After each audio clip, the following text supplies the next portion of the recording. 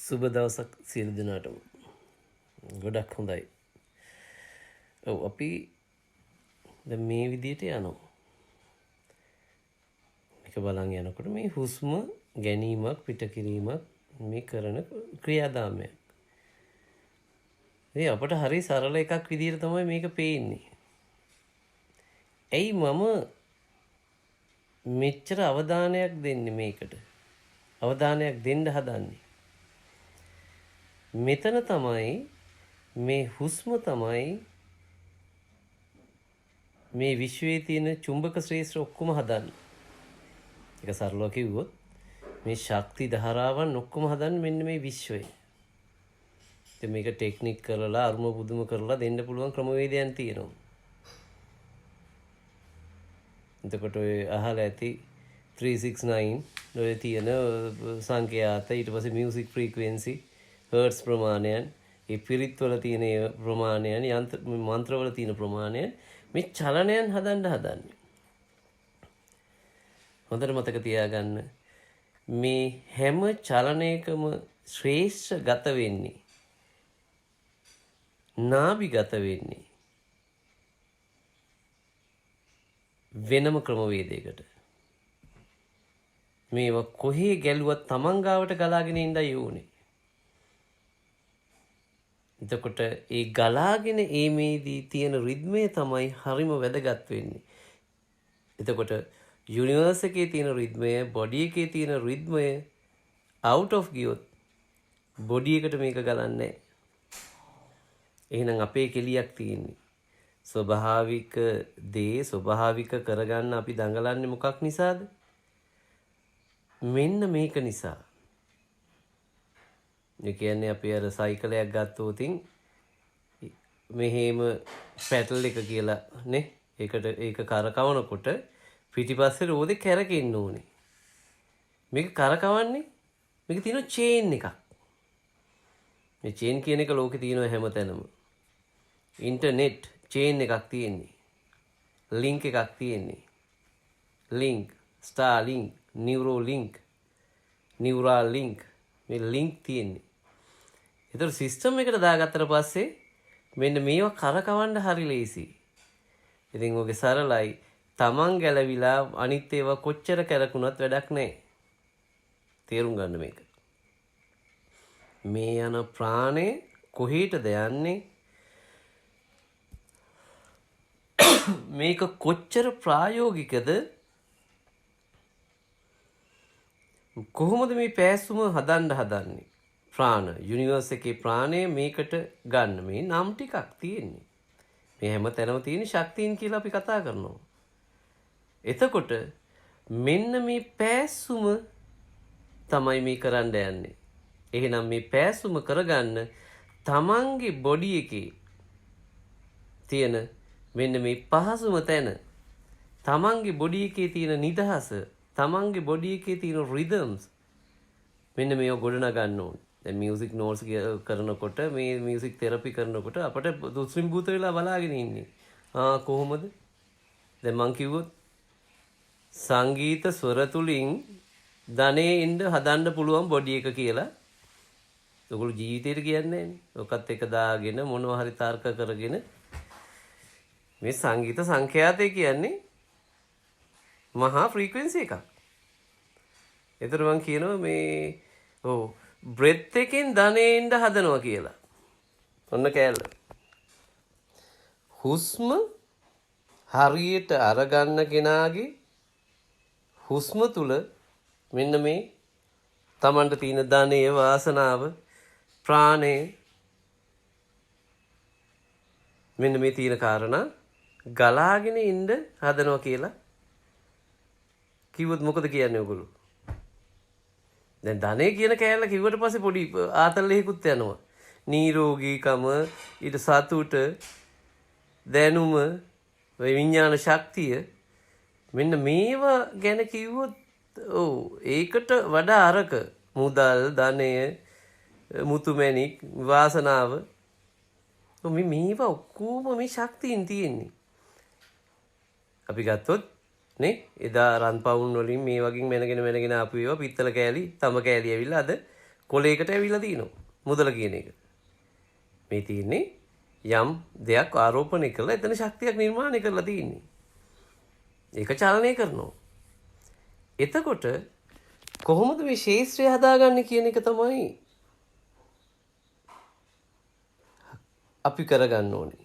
මොකද හේතුව මෙන්න බලනවා අපි මේ එකපාරට බලනවා මම එම්ටි වුණා. මම සැහැල්ලු වුණා. මම රිලැක්ස් වුණා. මගේ ප්‍රෙෂර් නැති වුණා. මේ බලන්න මෙතන තියෙන දේ. මේ අඩු පීඩනයට තමයි වැඩි පීඩනය ගලාගෙන එන්නේ. ඒක හුස්ම විතරක් නෙමෙයි සමස්ත දේවල් එහෙමයි.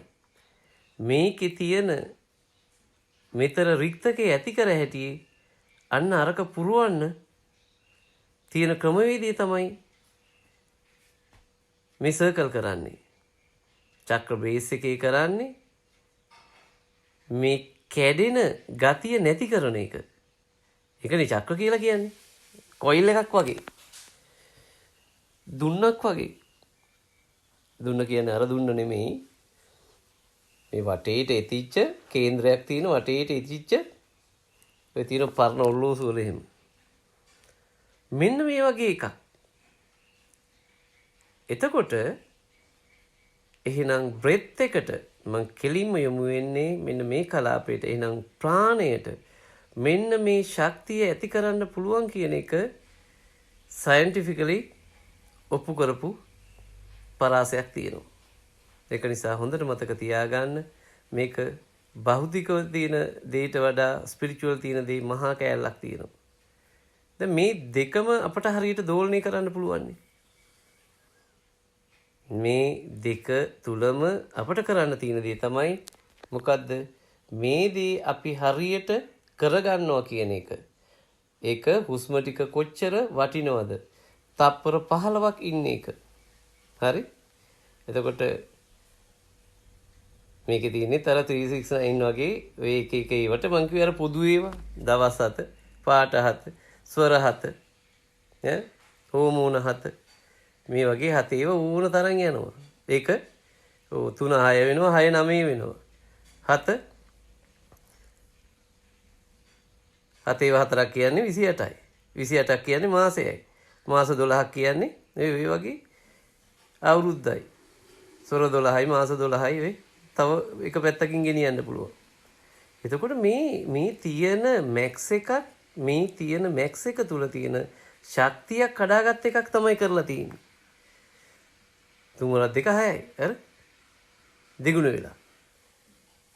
එතකොට මෙන්න මේ ප්‍රාණයේ තියෙන සියුම් තැන් ඉස්සරහට කතා කරමු.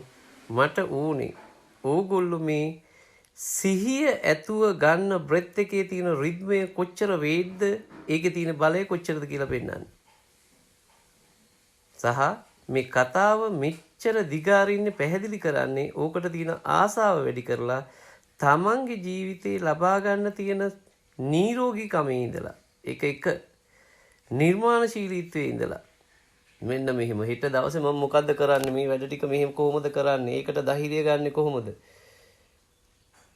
මේක කකුල් දෙක ආසේ අත් දෙක ගහගෙන ඉඳලා හරියනවද බ්‍රෙත් එක එන එකේ දේශනේ විතරක් අහලා ඉවරලා හුස්ම ටික ගන්න නැතුව බලාගෙන ඉන්නවා ඒක දිහා මේ අසහනය ආවේ කොහොමද මේ රිද්මය ගියේ කොහොමද බොඩි එකේ මියුසික් නෝට්ස් අහන්න කියන්නේ මොකද්ද මේ දෙනකොට මේ බොඩි රිද්ම්ස් ඇවිල්ලා ඉවරලා මේකේ ශක්තිය ජනනය වෙන්නේ කොහොමද ඇඳ උඩ නිදියගෙන ඇකිලිලා ඉඳලා හුස්ම ටික ඔක්කොම හිර වෙලා පෙනහළු ටික ඇකිලිලා උනාට පස්සේ වෙන සිද්ධිදාමේ මොකද්ද මේ පෙළ ගැස්ම හදලා මේක පාසන එක කරන්නේ. එතකොට හොඳට මතක තියාගන්න මේ පහදන එක කරන්නේ මේ දිගාරින එක කරන්නේ නිකන් හිතන්න පෘථුවියට කොහොමද මේ ශක්තිය ආවේ මේ පැලයක් පැලුනේ ජීවයක් හැදුනේ මේ වගේ මානව පරිණාමනයක් උනේ මේ වගේ භාෂාවන් හැදුනේ මේ ශක්ති කේන්ද්‍ර හැදුනේ ශක්තිය තමයි හැම තැනම පරිණාමණය වෙලා තියෙන අලගෙඩිය ඇතුලේ තියෙන එක ඔය ශක්තිය තමයි අපි ගිලින්නේ. කැරට් ගෙඩිය ඇතුලේ තියෙන ශක්තිය තමයි ගිලින්නේ. මුකුණු වෙන්න ගහේ, ගොටු කොළ ගහේ. මේ ශක්තිය අපි ගිලිනවා. ඒ කුකුල් මාස් කෑල්ලක හරි මාළු කෑල්ලක හරි ඔය තියෙන ටික ගිලින එක කරන්නේ. ඒක ඇතුළට එන එක. කන නොකන එක වෙන කතන්දරයක්. ඒක නොකෑව කියලා වෙන පැත්තකින් ඒ ශක්තිය ගොනු කරගන්න පුළුවන්. එතකොට හොඳට පහද ගන්න මෙන්න මේ කාරණේ. එහෙනම් මනුෂ්‍ය ශරීරයක් පෘථුවිය උඩ හැදුනා. මෙච්චර සියුම් ශරීරයක් බවට පරිවර්තනය වුණේ මේ ශක්තියින්ගෙන් පරිණාමණය වෙලා ඇවිල්ලා මෙන්න මේ කොටස නිර්මාණය වෙනවා. සරලවම ගත්තොත් අතක් නිර්මාණය වෙන එක කාල් මාක්ස්ට යහ ඉඳන් කියන සයන්ටිස්ලා කාල් මාක්ස් ඒක විග්‍රහ කරනවා. අවශ්‍යතාවය මත අවශ්‍යතාවය කියන ශක්තිය මත මට ඕනේ මේ අපි ඉස්සරහට විග්‍රහ කරගමු. එතකොට මෙන්න මේ අතේ ඇඟිලි ටික මේ විදිහට නිර්මාණය වුණා කියලා. අපි හිතමු අත් කොටයක් තිබුණා නම් අපිට අල්ලා ගන්නවා කියන එක කරන්න බෑනේ. නේ? අල්ලා ගන්නවා කියන මේ අත කල්පනා කරොත් අත දිහා බලාගෙන මේ අත පුරා තියෙන වේරියේෂන් එක කොච්චර ප්‍රබලද? එතකොට මේ ඇඟිලි ටික ඇවිල්ලා මේ ඇඟිලි ටික ආපු එකෙන් අත් කොටයක් තිබුණා නම් මට මොනවා හරි යම් වස්තුවක් අල්ලන්න වතුර බෝතලයක් බොන්න ඕනේ, කෝප්පයක් අල්ල ගන්න ඕනේ. වාහනේ ඩ්‍රයිව් කරන්න ඕනේ. මගේ ඇඟ මට අත ගා ගන්න ඕනේ. මං ආසගෙනාව ස්පර්ශ කරන්න ඕනේ. මේ ඇඟිලි වලින් මේ ඇඟිලි තුඩු වලින් මොනතරම් සංඥා ටිකක් අපි බොඩි එක ඇතුළට ගන්නවද? අත අරගෙන වෙනම කල්පනා කරන්න. මේක ඕනේ. මේක නැවතිලා එක තැනක් හොයාගන්න. එක තැනක් හොයාගත්තට පස්සේ සමස්ත තැන් අපිට හොයාගන්න පුළුවන්. දැන් තියෙන එක පාට ඔක්කොම ටික අල්ලන්න යනවනේ. මේක ඇතුලේ මං ගේන්නේ එක බ්‍රෙත් එකක් අල්ල ගන්න. එක බ්‍රෙත් එකක්. දඟලන්න එපා. එක බ්‍රෙත් එකක තප්පර 15ක් අල්ල ගන්න. ගැනීම කොහොමද පිට කිරීම කොහොමද? ගන්න සිහියට. ඔන්න පටන් ගන්න තියෙන ටික.